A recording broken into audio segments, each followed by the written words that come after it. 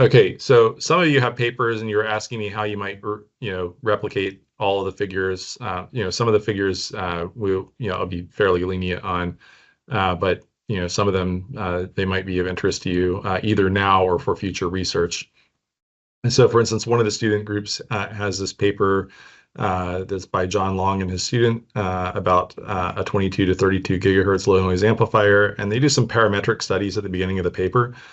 So for instance, they're sweeping GM times RGG on one axis, omega over omega T on another axis, and they're sweeping the unit transistor width.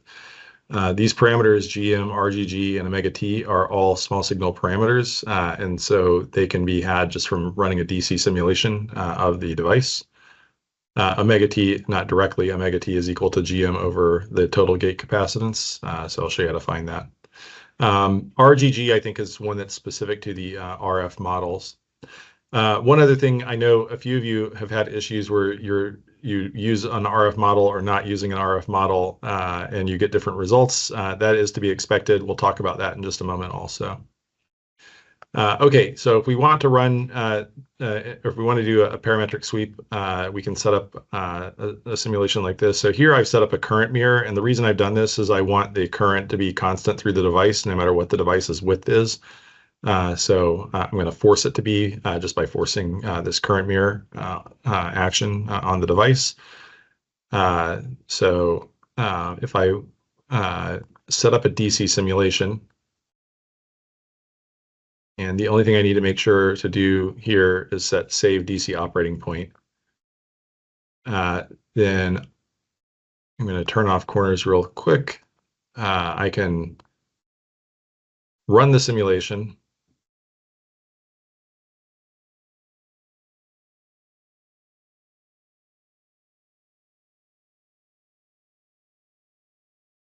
This is a really simple simulation, so it should be fast.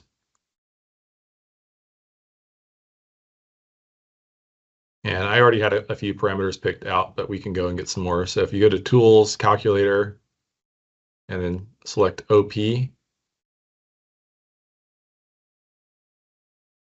then you can click on the device, and this drop-down menu will have a list of all the different operating point parameters that have to do with the small signal model calculations inside of the device.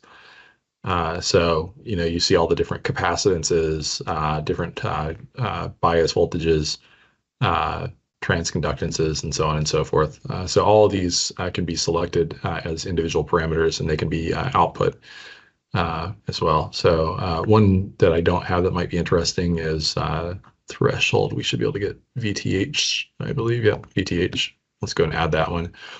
To add a parameter to the outputs, if you click on this little sprocket-like thing, if you click on this wave-like thing, it will evaluate it immediately and tell you what the threshold voltage is. So you can see the threshold voltage is about 270 millivolts.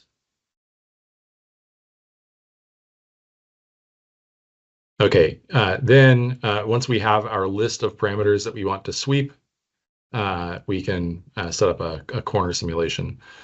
Here, one of the things you might notice is I said it doesn't give you omega T directly. It doesn't. We just make our own expression for omega T. Omega T is more or less equal to the transconductance divided by the total gate capacitance. This parameter CGG is the total gate capacitance. And the way that it calculates capacitance in the small signal model is it does a total charge derivative with respect to voltage. So it's not a pure capacitance. It is a small signal equivalent capacitance that it uses, but it's close enough for our purposes. Running that first simulation, you can also see if the numbers make sense. We put in a relatively small device. I didn't tell you, but we did set all these transistors to have a swept total gate width. So that's the variable we're sweeping. I have the variable set as 600 nanometers. So the total gate capacitance is about almost 500 attofarads over a 600 nanometer device. It's a pretty reasonable number. And also you can see that the that the omega t of the device is around 2 terahertz, 2 teraradians per second. Sorry, I did not divide by 2 pi. All right, so the last element here, click corners. Oops, we can open up our corners. I'm not going to do the nominal simulation. And here I'm setting it up so it's going to sweep width from 600 nanometers to 4.8 microns in steps of 600 nanometers. So we get 8 swept values. So you can do as many as you want. If you go into setup, job setup, you can set this to do more than one job at once. So here I'm going to have to do 8 simulations. And we click run.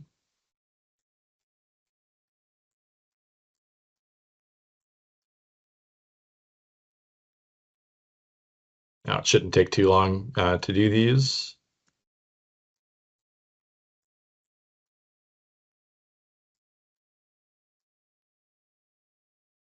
I say that, and now we're going to watch paint dry.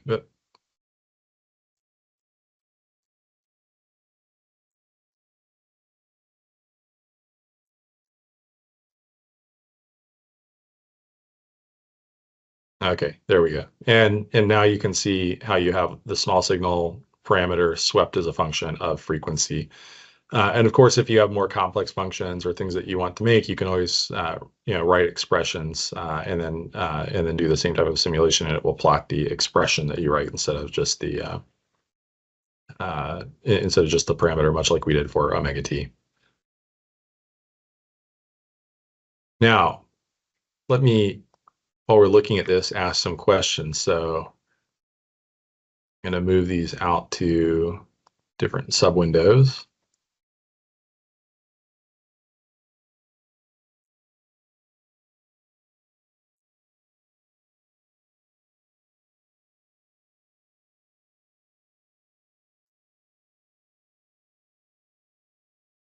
All right, so this is kind of interesting. What do we expect these parameters to do? So what would you expect CGG to do as you increase the width?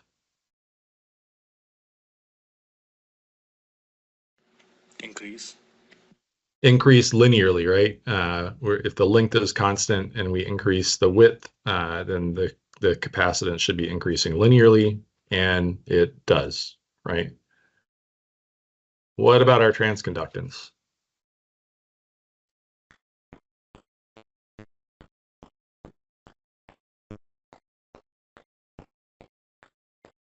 Square root. It'll be a square root, right? So, square root of 2 times ID times W over L, blah, blah, blah, all that stuff, right? So, and I don't know if this is a square root, but it looks like it could be, right?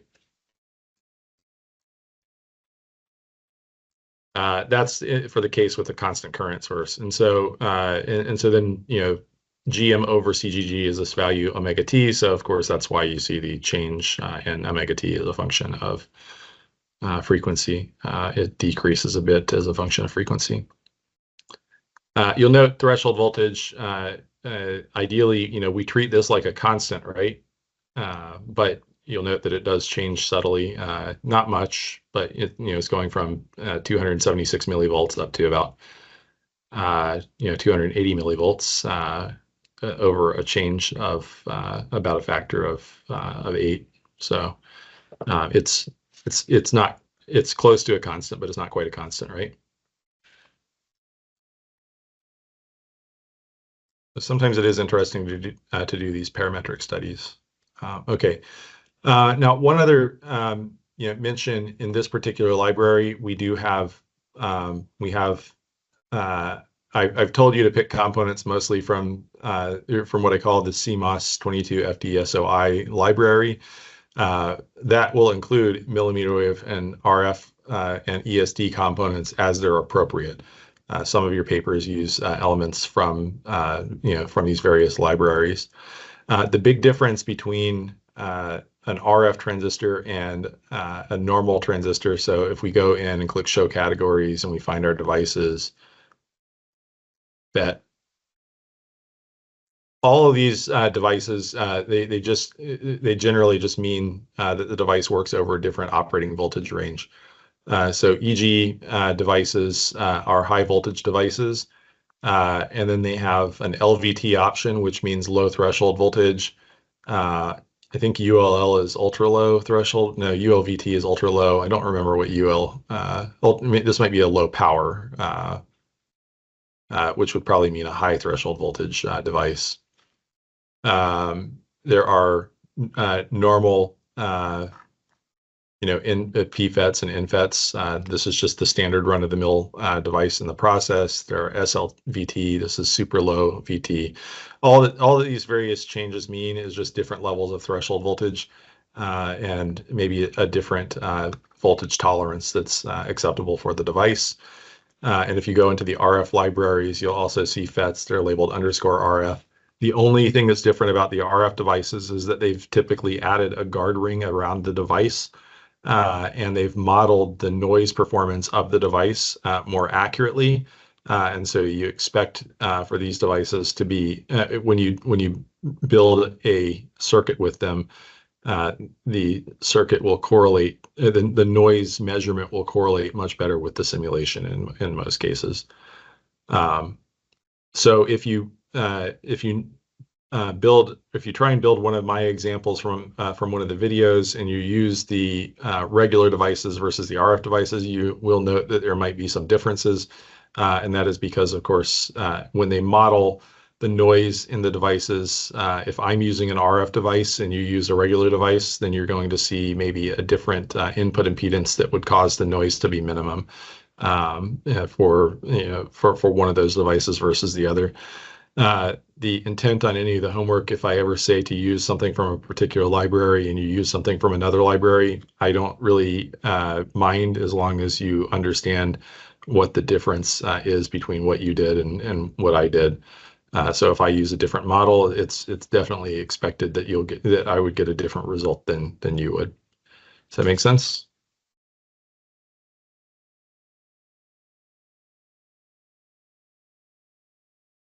Okay. Yeah, can you hear me, Dr. Wong? Yes. Yeah, that makes sense. And then, but just to be super clear, we should never use the inductors and stuff from analog lib because they're not really going to like consider the Q and that sort of stuff. Well, in an early simulation, if you're just trying to do some parametric studies, it's okay. And you can also DQ the inductors from analog lib yourself by adding some resistance to them, right? So if you're doing an early study on a design, before you get to the point where you're using a PDK, or you don't really care about the loss in the inductor as part of the study, it's perfectly fine to use those. But yeah, as you start to build a real circuit, you have to use real components, and that means using them from the kit. Yeah, makes sense. Okay, thank you. Or making an EM model yourself using EMX. Yeah.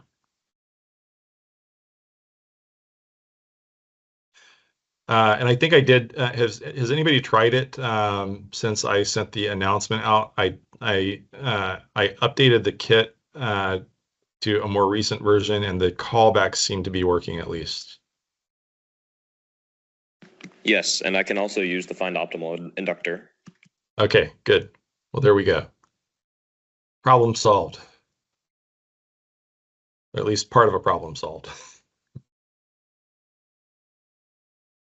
Okay, let's move on back to power amplifiers.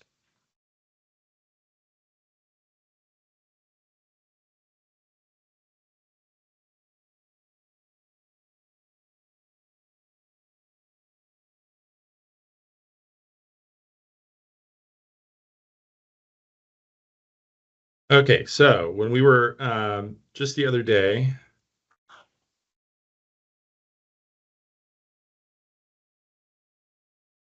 we were looking at ways to improve the efficiency in a power amplifier, and really one of the immediate ways that we decided to help was by changing the bias point. And so we looked at the Class B amplifier, and Class B happens if we set the device so that it's more or less cut off for half of the input cycle and conducting for half of the input cycle. In other words, that it has a conduction angle of 180 degrees. And then we also noted that we could improve the efficiency if we went to a differential topology, because the differential topology can allow us for the same output power to use a much higher optimal termination resistance. So that's the direction we're going in. Now we have one more type of amplifier that we're going to talk about. That's what we call a linear amplifier, and this would be a Class C amplifier. Now, I don't want to get confused on what we mean by linear amplifier. Linear to me just means that the transistor operates as a linear transconductance for some portion of the input duty cycle. So a Class C amplifier, the output power is not necessarily linearly proportional to the input power, but for some part of the conduction angle, the device is acting like it's a linear current source. Okay, so our Class C amplifier, I'm just calling this conduction angle revisited. And let's remind ourselves that the conduction angle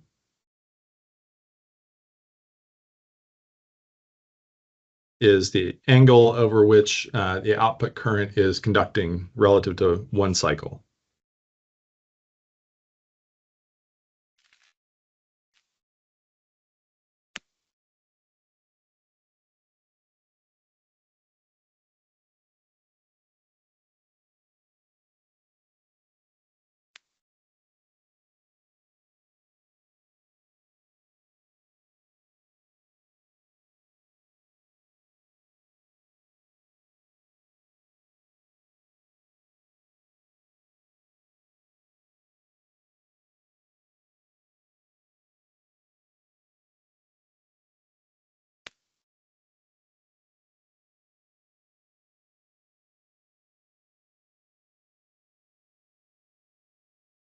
Okay, so we already so if I plot a plot of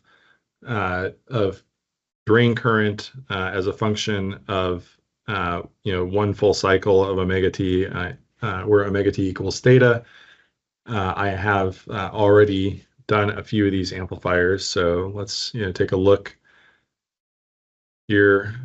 We have 180. We have 360, and our Class A amplifier ideally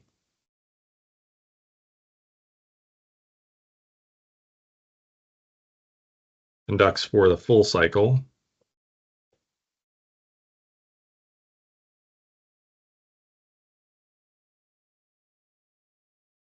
So this is what our drain current would look like in a MOS-based Class A amplifier. And we say that theta is equal to 360 degrees. And we had our Class B amplifier.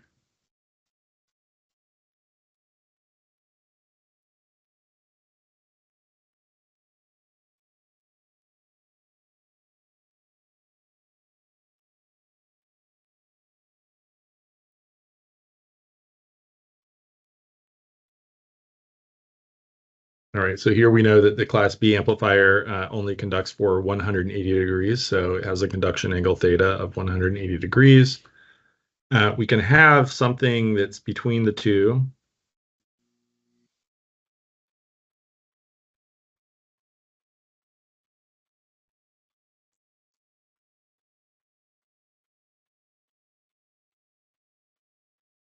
And this is what we would call a Class AB.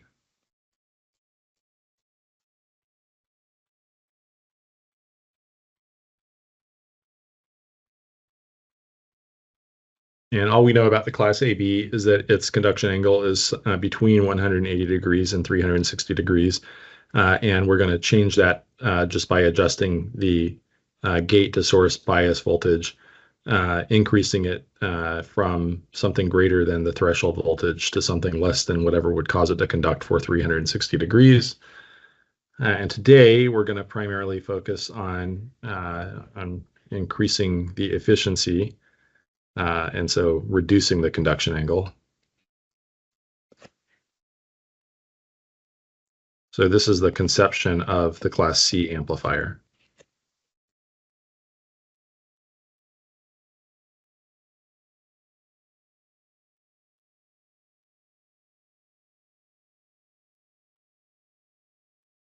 And all we know about the Class C amplifier is that theta is less than 180 degrees and greater than 0.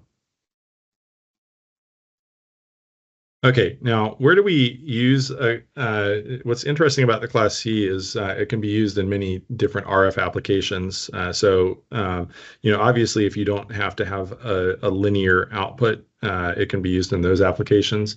But there is something called a Doherty amplifier that we're going to look at in a few days. And in the Doherty amplifier, you might want to have an asymmetric response. A Doherty amplifier is a connection between two PAs where I have one amplifier that I purposefully allow to saturate. So I might have a main amplifier that's designed to do something like this.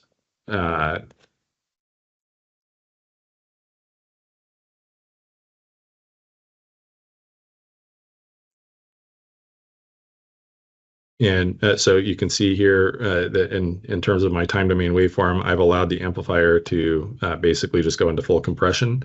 If I do that, I could have another amplifier that's working in parallel that was allowed to carry the peak of the sine wave. So this would be a main amplifier, and we'd have another amplifier in parallel. Call this the auxiliary amplifier. And this is a good application for a Class C amplifier because we can just bias the devices so that the auxiliary amplifier doesn't turn on until the main amplifier reaches its saturation point, carries the peak of the sine wave, and then to the outside world, they're just looking at the aggregate of the current. And that ideally would look much more like a pure sine wave than I've drawn it, but that's what it should look like. Okay, so when we talk about any of these linear amplifiers, and in particular the Class C amplifier,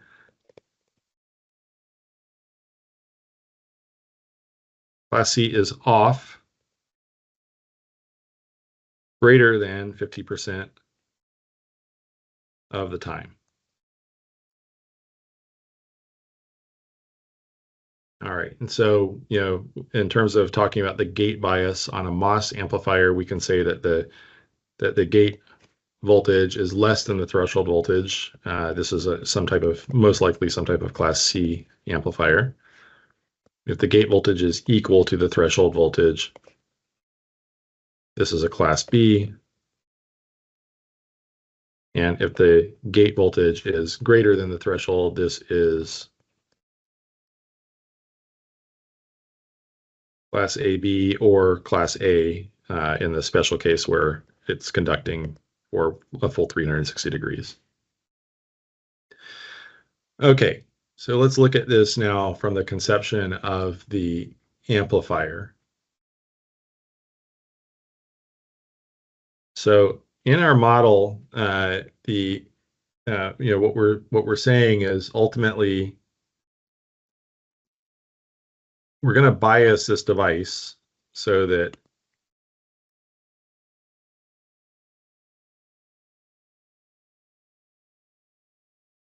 the drain current stays 0 up to some point. Let's make this point VTH so that it's right on the edge of just being a Class B amplifier. And then as the input voltage increases, the output current would increase. And we'd have, some slope here. This change in current for a change in voltage would be our GM. And so we're saying that the drain current as a function ID, which is equal to 0, or VI is less than VTH. And then it's equal to GM times VI minus VTH, for VI is greater than VTH. We have a piecewise linear function.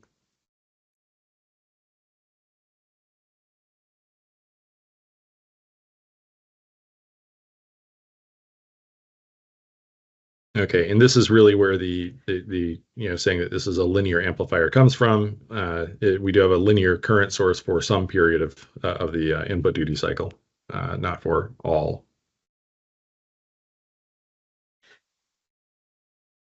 All right, so let's plot. Let's see if we can if we can make some things out as a function of the conduction angle. All right, so ideally, our drain current as a function of the conduction angle looks something like this.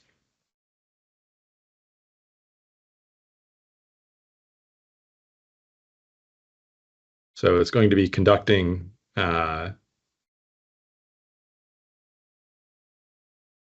for for something less than 180 degrees. That's all we know for our class C.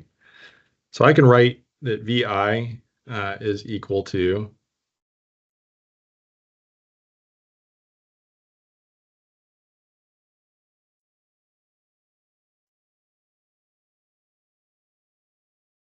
some VA times cosine of omega t.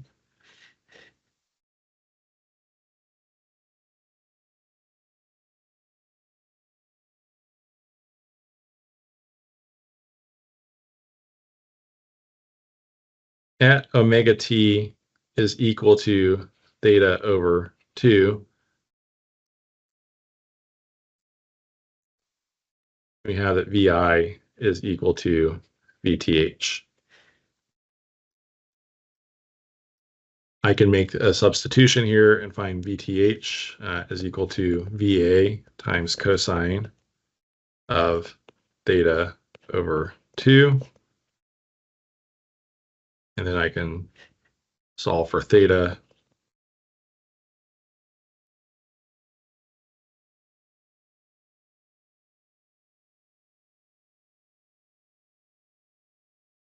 I can find that theta is equal to 2 times cosine inverse of VTH over VA. Now, I already said before that ID is equal to GM times VI minus VTH.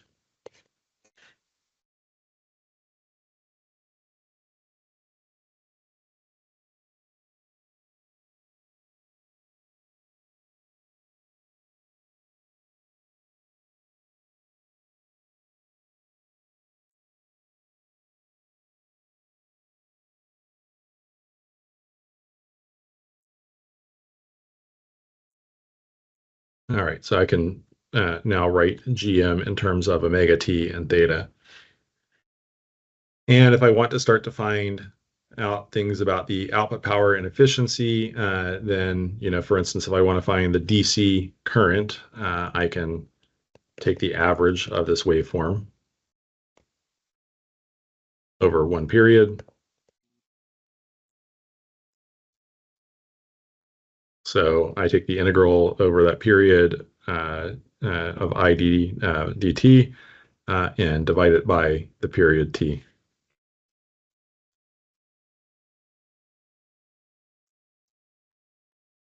All right.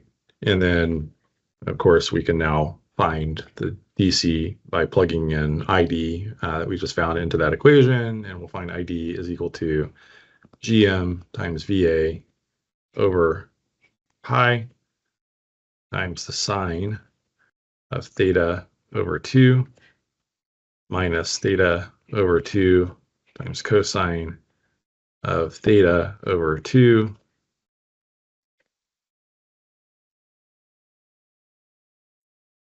And we can tell a couple of things right away. So for instance, if we were to take the limit of IDC as theta goes to 0, what happens?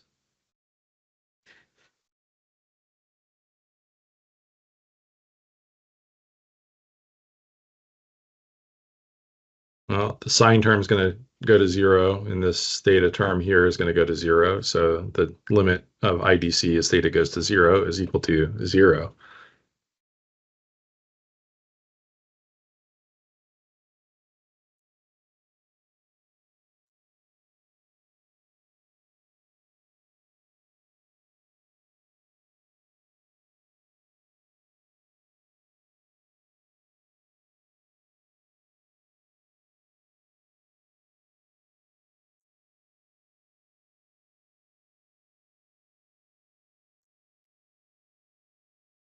All right, so that's kind of nice. That tells us that what this is really telling us is that as we decrease the conduction angle, the DC value of the current is going to be decreasing. Of course, interestingly, as we make the conduction angle go to 0, this means we're never turning the device on. If we don't have any DC, if we're not consuming any DC power, it also implies that we're not going to be able to generate any kind of RF power as well. So we'll keep that in mind. All right. We can do Fourier analysis to find the harmonic output power. So we take that same drain waveform and do some Fourier analysis now.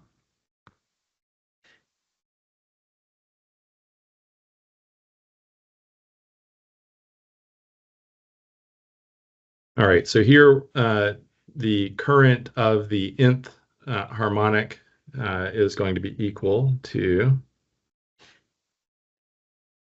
2 over t times the integral from minus theta over 2 omega to plus theta over 2 omega of id times cosine of n times omega t et. All right, so we plug the expression we had for ID into this equation, do the integral, and we're going to come up with something a bit longer here. Let me just write this out.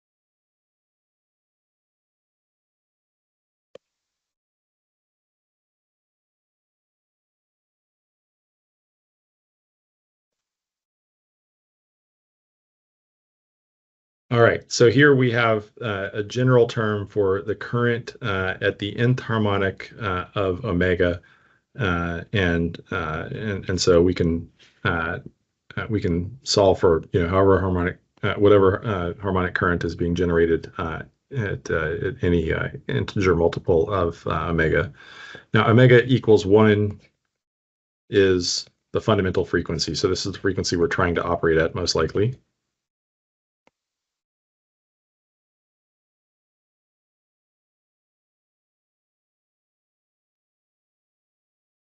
And n is equal to 2, 3, 4, 5, so on and so forth. The nth harmonic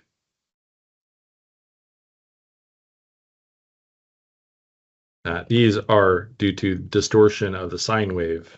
So these are distortion currents.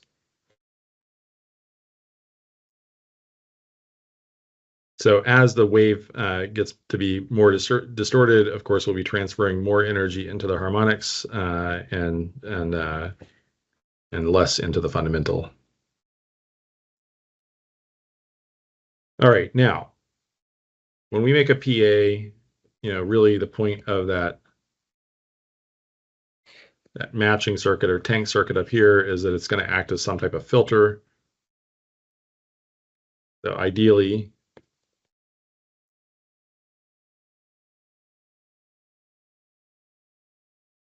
the matching network is going to filter all of the harmonics and just allow the fundamental to pass.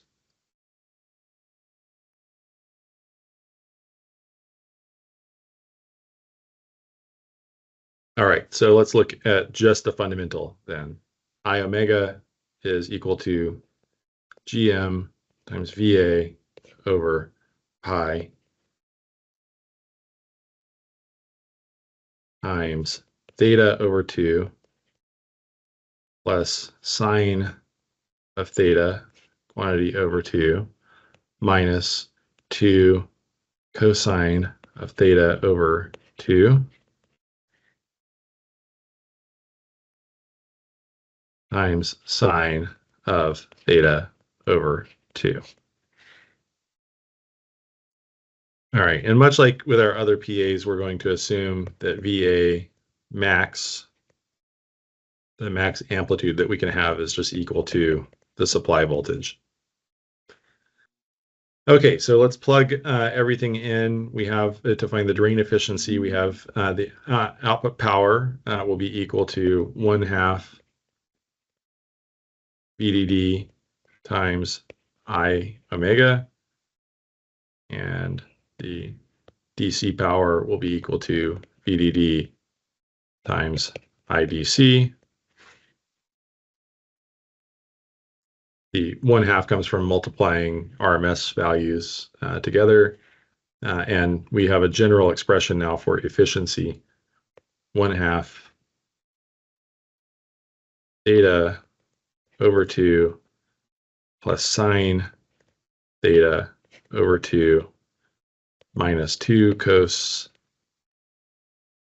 theta over 2 times sine theta over 2.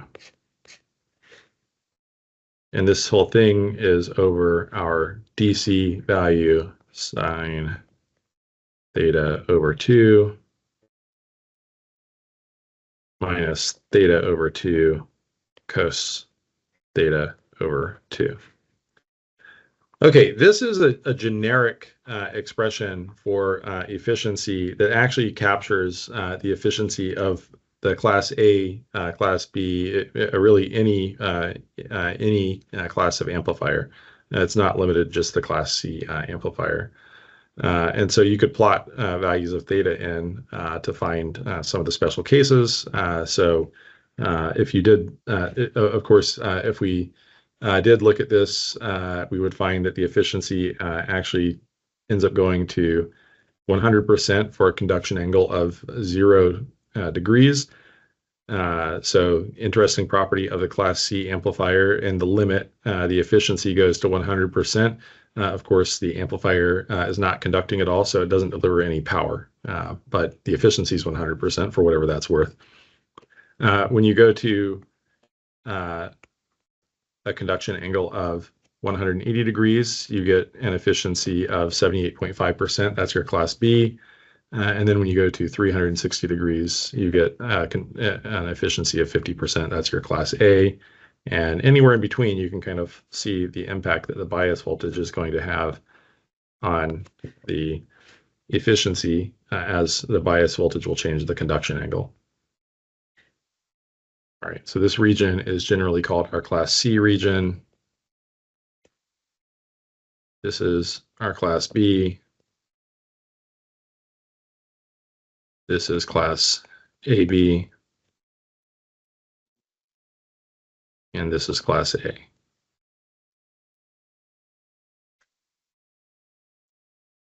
All right, any questions so far?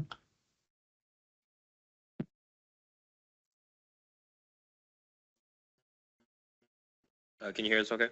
Yep. Yeah.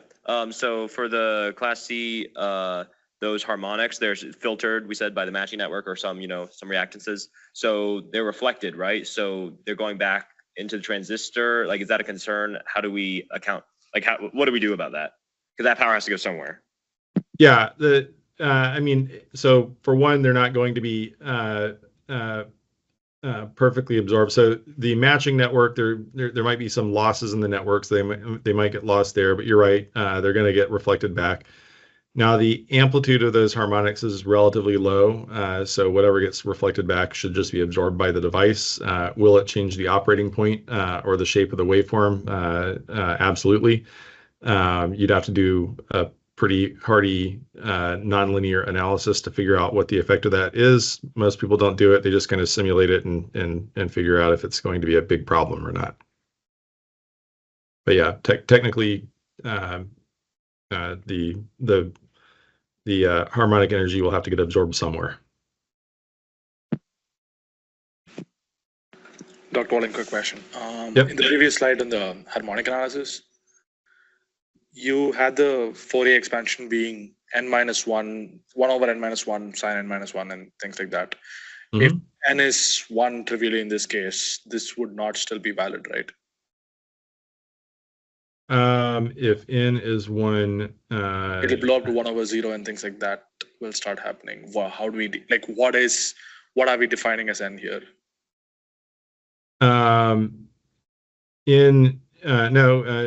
I believe this is all correct for n is equal to 1. There's definitely a 1 over n minus 1 at the beginning of the second line that says I in W. Yeah. There's a 1 over n minus 1. Well, there's sine of n minus 1 over n minus 1. That's a sinc function, right? Sure, but if you make a sinc function, I guess. Yeah. I think this is all fine. Okay. I don't find a problem with it.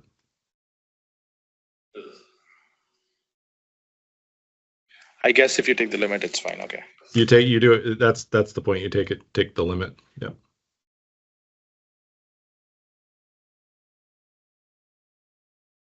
Okay. But yeah, good question. All right. So when I was a postdoc, I was working with a student, Karthik Natarajan, and he published a paper on Class C amplifier that was kind of interesting. So the gist of the amplifier looked something like this. And we were concerned with the harmonics in the amplifier not getting to the output. So we actually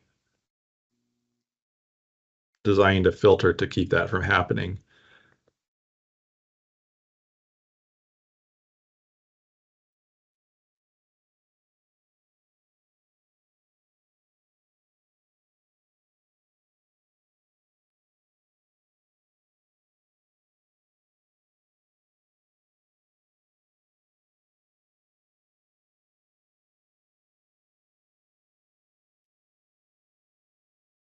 All right, so if you look in the paper, you'll find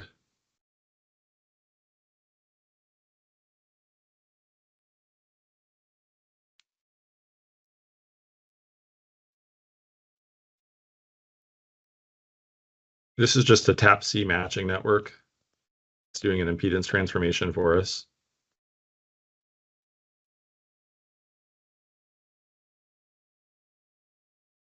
And one of the nice things about the harmonics is that they decrease significantly as the harmonic number goes up. In our particular case, we wanted to stop the third harmonic from radiating, and so we tuned this parallel resonant network C3 and L3. It was tuned to 3 times our input frequency of F naught. And it's just designed to keep that third harmonic from being driven towards the output. Of course, it would get reflected back, but the simulations took care of that, showed us that it worked. One of the problems with a Class C amplifier traditionally is that the performance is really sensitive to the threshold voltage, and a lot of different things can change the threshold voltage. So, for instance, one thing that can change the threshold voltage is just doping errors that are induced, when they're manufacturing the transistor. And if the threshold voltage changes, you can imagine you have quite a dramatic change in the performance of the device, because remember, the conduction angle was somehow proportional to the threshold voltage. So one of the cool things that Karthik did in this particular paper was he added a feedback circuit to the bulk voltage.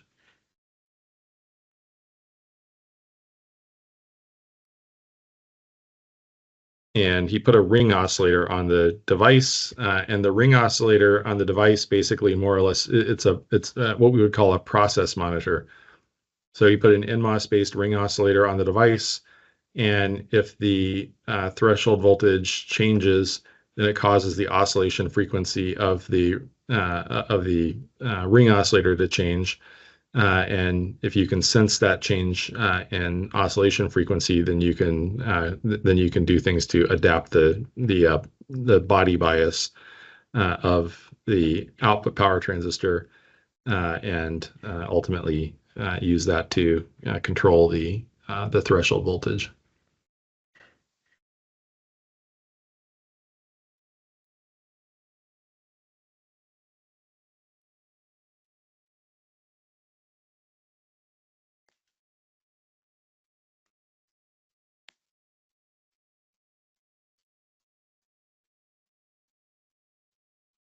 So I'll upload the paper if people are interested. Now, what are the uses of a Class C? So I already mentioned the Doherty as one application where a Class C is kind of interesting because you're really only using it to carry the peak of the waveform. So it's really only being used. It's not being used to generate a lot of power. It's only having to generate the proportion of power between when the main amplifier saturates and the rest of the wave. And so that's a good application. Class C amplifiers are generally high efficiency with low output power. And so other applications are in the medical field. There are medical implants or Medi radio devices in the 400 megahertz band. And in that band, they only allow 25 microwatts of EIRP. EIRP is effective isotropic radiated power. So, this is an application where it would be great for a Class C because most of the time you can't transmit a lot of power, and most of the signals that you're dealing with in this particular band of interest are constant envelope signals, or they can be constant envelope signals because they're trying to operate very efficiently. So it's a nice application for medical devices. Effective isotropic radiated power, I should say, that's the power that's coming out of the antenna if the antenna were it were radiating isotropically. So it's basically the integral of all the power coming out of the antenna across some sphere that you integrate across.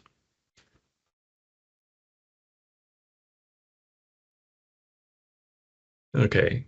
We're going to come back to Doherty amplifiers in a few days. I want to cover all the kind of base elements first before we start coming back to transmitter linearization and efficiency enhancement techniques using multiple power amplifiers, so we can keep the Class C in the back of our mind for a few days.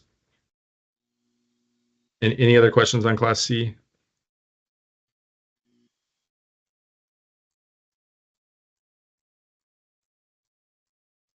All right.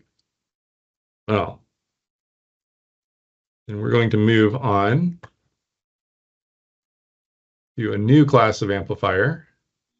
All right.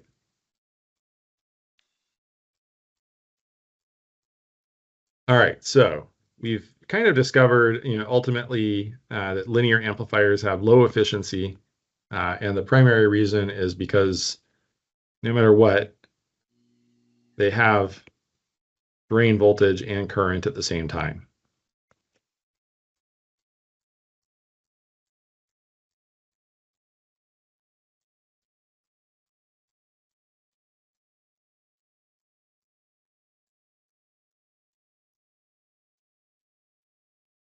So if you have a non-zero current and a non-zero voltage simultaneously, that means that you do have some type of power dissipation happening.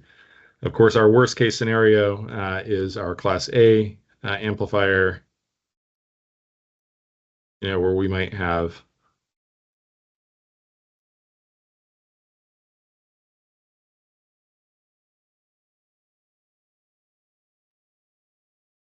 our worst case, Class A, where the thing's just conducting all the time.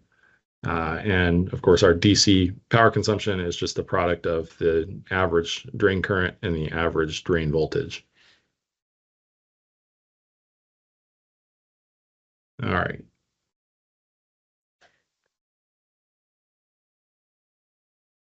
So if we plot the efficiency characteristic of a class B amplifier as a function of output power, it turns out that it's linear. And it has a peak value of 100%, or sorry, 78.5%. We can also do our class A amplifier. Not quite linear. There's a square root in there.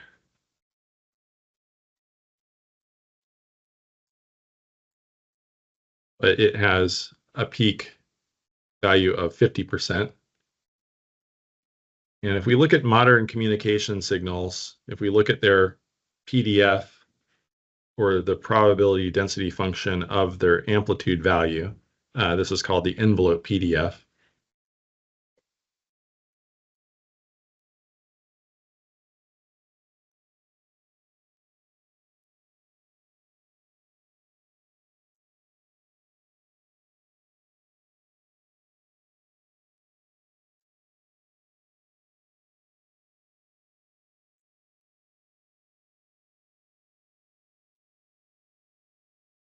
The envelope PDF is the probability that the signal amplitude is at a given value of amplitude.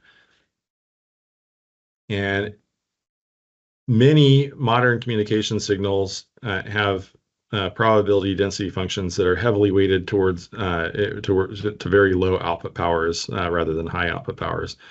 So one of the things that we see immediately is that our output that our power amplifier is only most efficient near peak output power.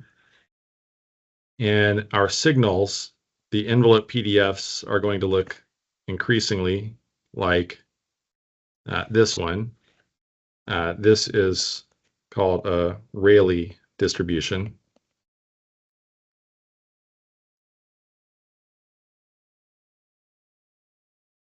So we go through all this effort to make our amplifier efficient. It's only very efficient at the peak value, and then our signal is going to spend a lot more time operating down near some arbitrarily low value. That low value is the average output power, or sometimes called the linear output power.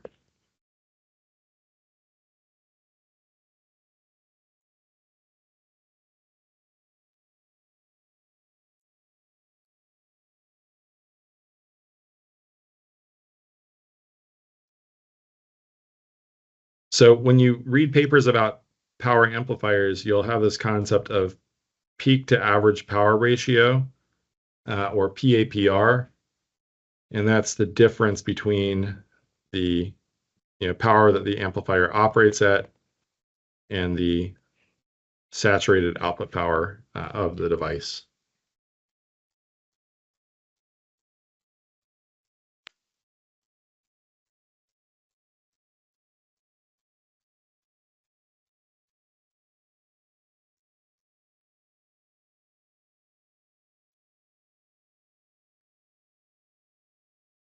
So the original, what were the original broadcast radio signals that people used?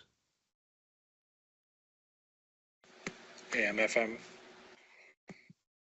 Well, I'll say I'm not going to count Marconi's spark gap radio, but I will say AM were really, at least when radio came into heavy commercial use, amplitude modulation. And amplitude modulation was particularly bad because you store the information in the amplitude of the signal, and that means that the amplitude modulated signals had to have a peak to average power ratio. Now, if you can judge where you want the signal to be, you want the peak to average power ratio to be 0, right? If it's 0, then you're operating right near the peak efficiency. So I heard FM. Anybody know when FM came to be?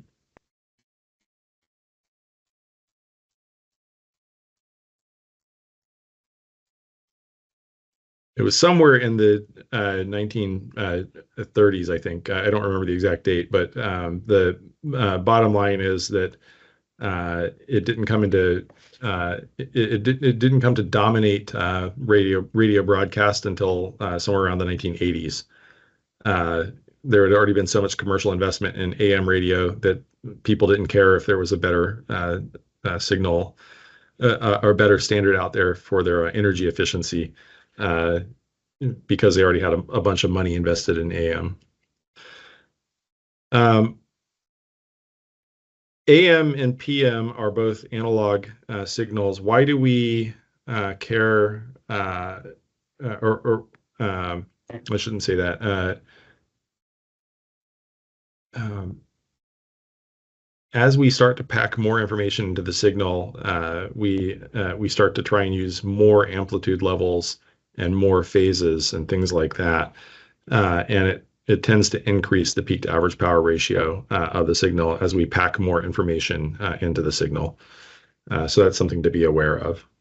Okay, now conceptually where we're going with this is we do have a class of amplifier called a switching amplifier, which has a peak efficiency of 100%, ideally. But a switching amplifier only works at peak output power. It's very insensitive to variations in the power level. All right, so what we're going to note is that ultimately what started to make the Class C amplifier more efficient was that there was just less period of time where we had drain current and voltage overlap. Now, to the detriment in those systems, the output power was also being impacted, because as what we were ultimately doing is just causing the transistor not to conduct. That isn't going to be an option for anything that we want to do in a high power system. So what we're going to do to increase efficiency is try and figure out a way to minimize when the current and drain the current and voltage at the drain overlap.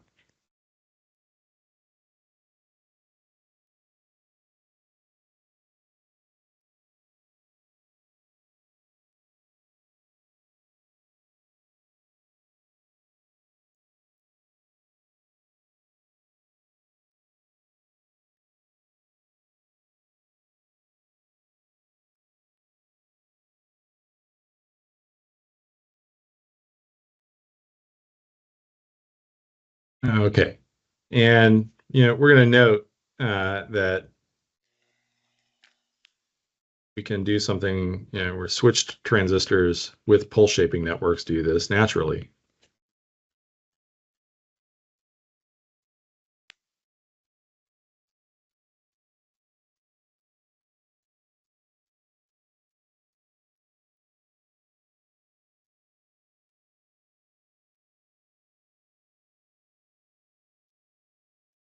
All right, so imagine that we have an amplifier where we just switch the gate of the transistor. So here we have an NMOS, and we have a switching signal at the gate.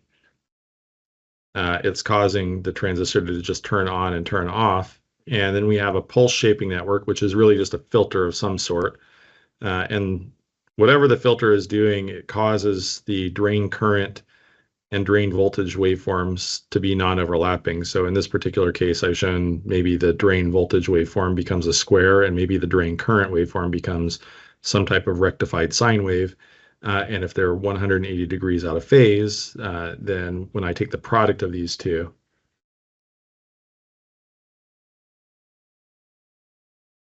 because they're 180 degrees out of phase, the product of the two is 0. So I dissipate no power in the transistor.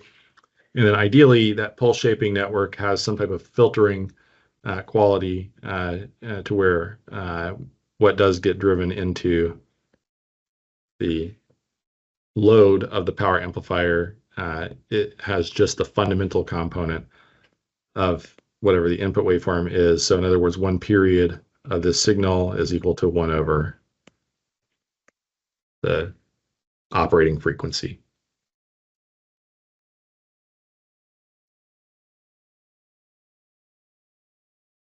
All right, so the first paper that we examine that's going to do this is called a Class E power amplifier, and it was published first in 1975 by Nathan Sokol and his son, Alan Sokol.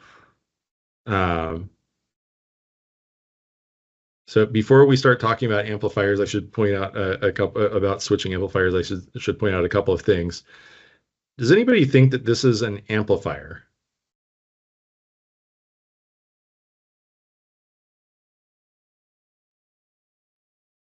This concept of just switching a transistor and using a pulse shaping network, is this an amplifier? If combined with some other amplifier, yes. If not, no. Well, I don't think that it's an amplifier at all. The bottom line is that what we think of as an amplifier is I have, some triangle thing here, and I put in some signal, and I get out a signal that's it's got the same frequency, it's just proportionally bigger, right? That is not what's going to happen here. This does not work unless switching amplifiers generally don't work unless I come pretty close to hard switching the gate of the device.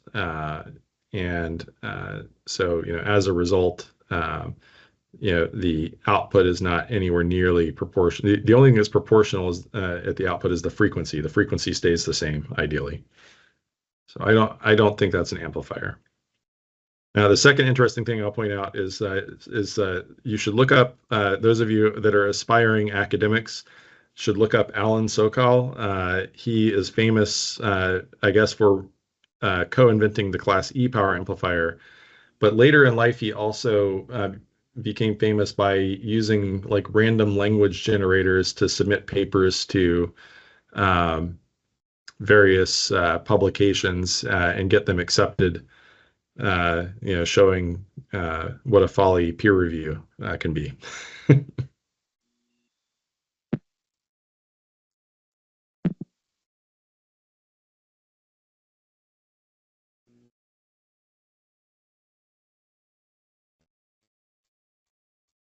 Okay, so the Class E amplifier, how many of you have had a power electronics course?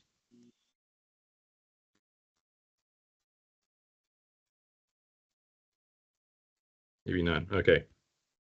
Well, the Class E power amplifier uses the principle of zero voltage switching, which is something that they teach in power electronics. And I like to say that a switching amplifier is actually closer to being a DC to RF converter, much like we have DC to DC converters in power electronics. I think a switching amplifier is closer to a DC to DC converter than it is to being an amplifier.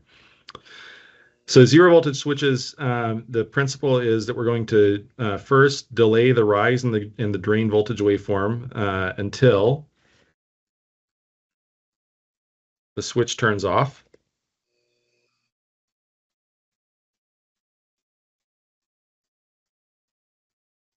And we're going to enforce that the drain voltage must be equal to 0 before the switch turns on.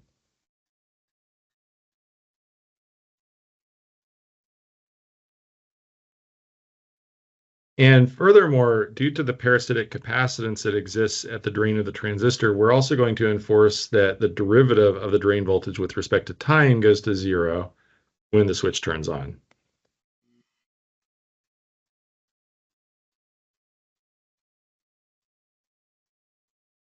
And this is all in an effort to try and keep the drain current from and voltage waveforms from overlapping with one another. All right, so what does our Class E topology look like? Well, the fundamental Class E topology that you'll find in the paper looks something like this.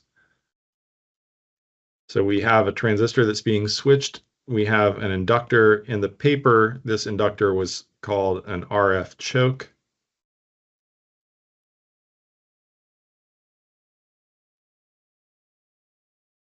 And an RF choke just means that it's a very large inductor, it has a very high impedance. So, in the case of what we're looking at, in the case of what they were doing at the time, it was probably microhenries, but for us, even like tens of nanohenries would be a choke. There's a capacitor that's at the drain. What's nice about the network, about the Class E network, is that we get some of this drain capacitance for free because it's parasitic in nature. If we have to have a big transistor, we get some drain capacitance just due to how big the transistor is. And the purpose of this capacitor is to delay the voltage.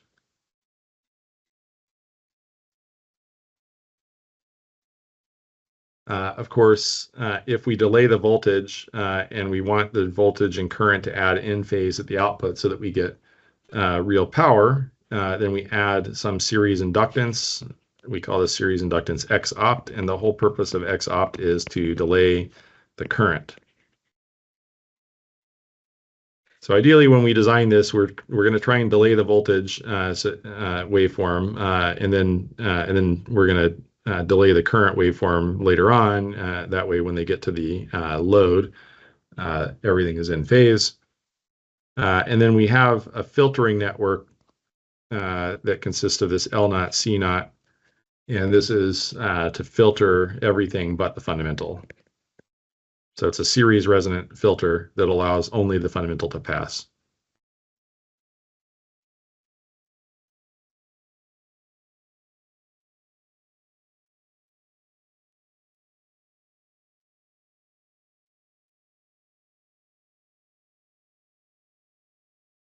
Okay. Now, the way I've drawn the network, we can make some modifications to this. So, for instance, what they describe in the SoCal paper is when you look in this direction, what you present to the transistor's drain is just a B opt. And this is an optimal susceptance.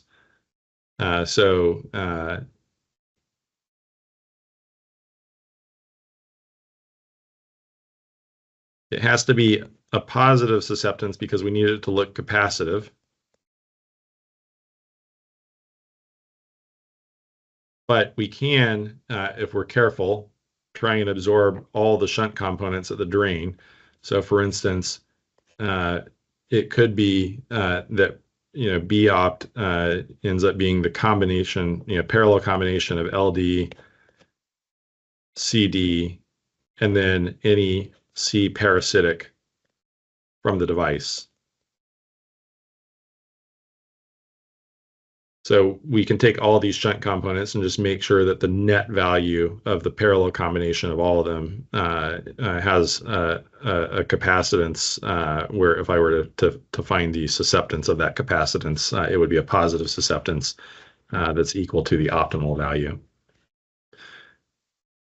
Now, in looking at the waveforms, we know that our input waveform is going to be just some periodic switching like waveform.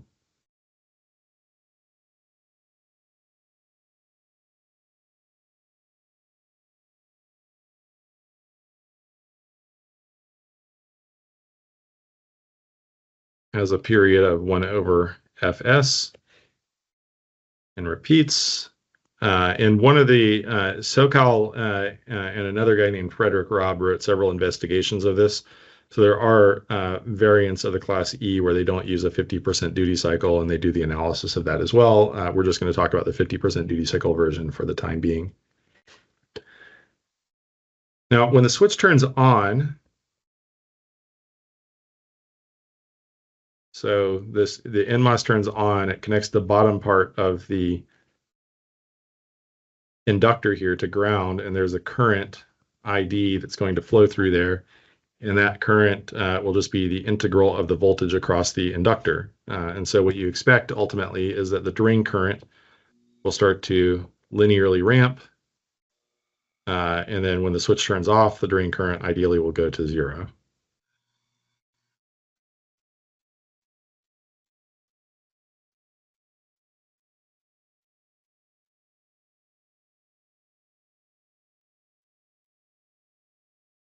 the drain voltage is we're going to take the derivative of this waveform, and it'll do something like this.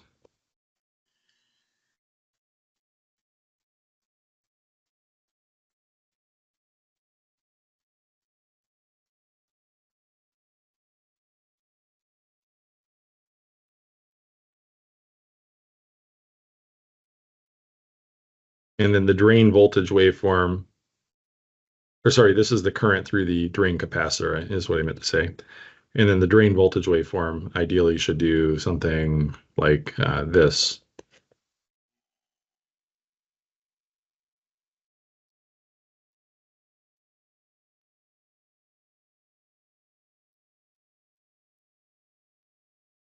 And I'm very deliberately making the derivative of this waveform go to 0 right before the switch turns on here. That satisfies the 0 voltage switching consideration.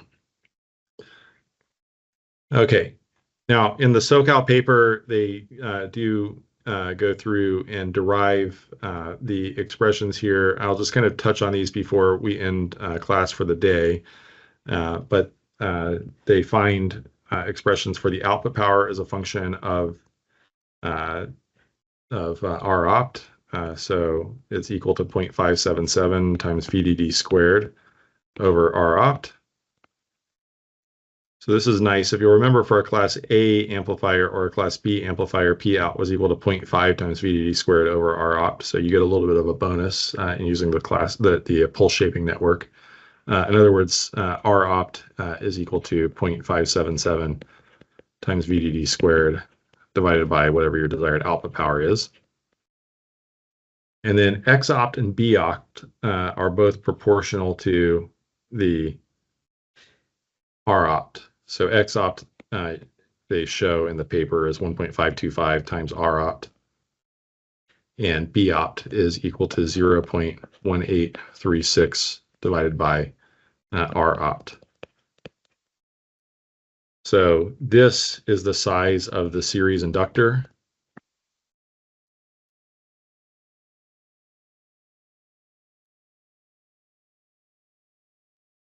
And this is the size of that parallel combination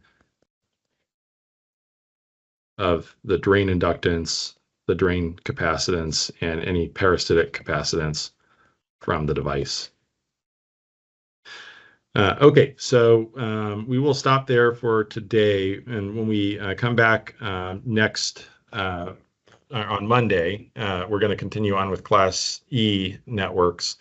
Now we're going to find that there are two types of Class E networks. There is a series Class E network and a parallel Class E network, and you design them a little bit differently. And they have some different strengths and weaknesses. And we'll kind of get there on Monday. All right. Any questions or comments or concerns before we check out for today?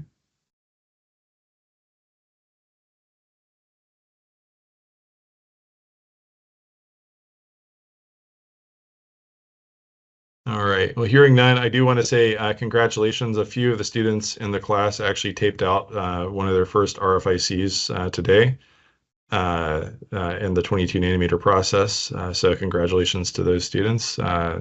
Salakin's here. Anybody else? Thank you, Professor. All right. Awesome. We'll see you soon. Of course, if you need anything, hit me on Teams or by email. Sure. Thank you. Sounds good. Thank you. Thank you. All right. Bye-bye. Thank you.